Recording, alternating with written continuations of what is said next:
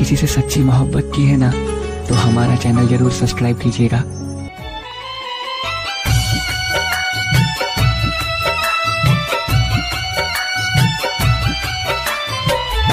लागता भुलाई गइलक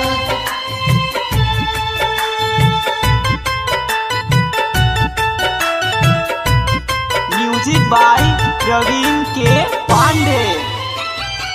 दिलवा दुखवा न सतावन बेसी, दिलवा दुखवा न सतावन बेसी। लागता भुलाई गइला काहो परदेसी, लागता भुलाई गइला काहो परदेसी।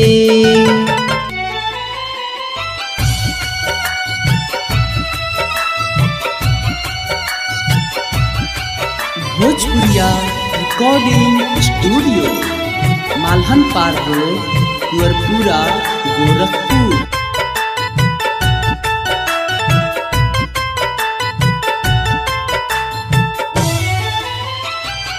एक बार गवाना करा के चली गइला, केतनो बोलाई बाकी रे घर नहीं होइला। एक बार गवाना करा के चली गइला, केतनो बोलाई बाकी रे घर नहीं होइला। दिल में तू गया लगावन बेसी, दिल में तू गया लगावन बेसी।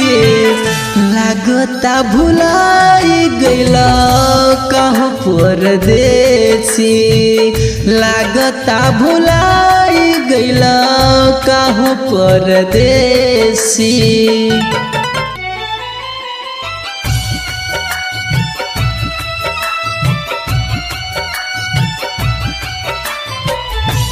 लागता भुलाई गइला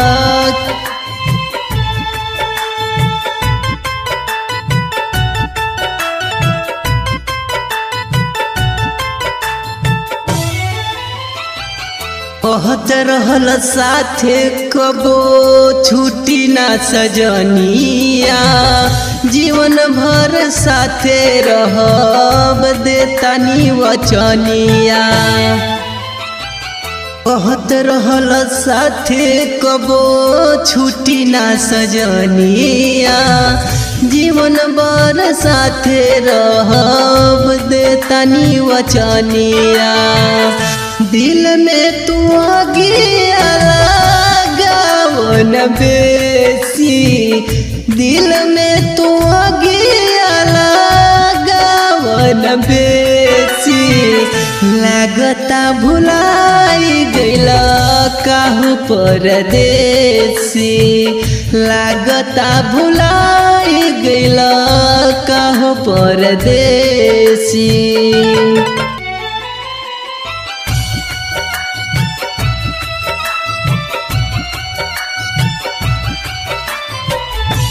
लागता भुलाई गइला